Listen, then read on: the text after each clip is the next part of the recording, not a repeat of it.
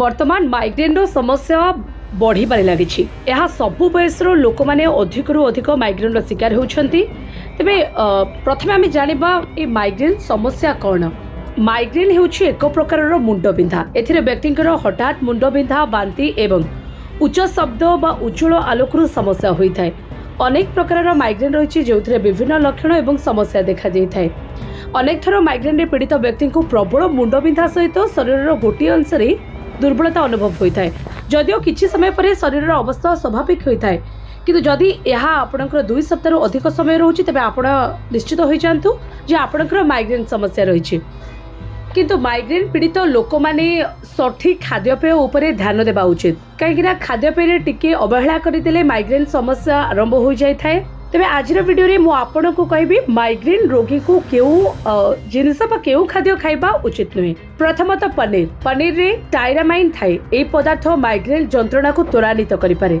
यदि आपण पनीर को बहुत पसंद करते तेज ताजा पनीर व्यवहार करंतु, किंतु किछि दिन रखिकी फ्रिज रे पनीर केबे मध्य खांतु नै बा बासी पनीर केबे मध्य माइग्रेन रोगी माने खाइबा उचित नुहे।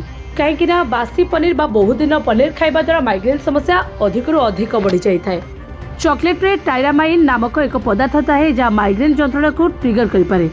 टायरामाइन आम मस्तिष्क एक रासायनिक असंतुलन सृष्टि करें जहाँ माइग्रेन जंत्रणा को वृद्धि करे। जदि आप चॉकलेट खाइबा को बहुत पसंद करुछंती तेबे कम परिमाण रे खांतु, कहीं अत्यधिक चॉकलेट रो सेवन माइग्रेन समस्या वृद्धि करें। से मोनोसोडियम ग्लूटामेट बा MSG जहाँ होउछि प्रायतः चीनी एवं प्रक्रियाकृत खाद्य मिलता है। यह आम मस्तिष्क एक रासायनिक असंतुलन सृष्टि करे जहाँ माइग्रेन जंत्रणा को वृद्धि करें। सब बेले मन रखु ताजा जिनस खाइबा को खातु किंबा ताजा किंतु प्रक्रियाकरण होई नथिबा खाद्य खाइबा को चेष्टा करंतु। से भली रेड वाइन एवं अन्य मद्यपान रे टायरामाइन बा सल्फाइड थाए। यह रासायनिक पदार्थ गुड़िक आम शरीर में रक्तवाही नली गुड़ी को प्रभावित करें जहाँ माइग्रेन जंत्रणा को वृद्धि करें।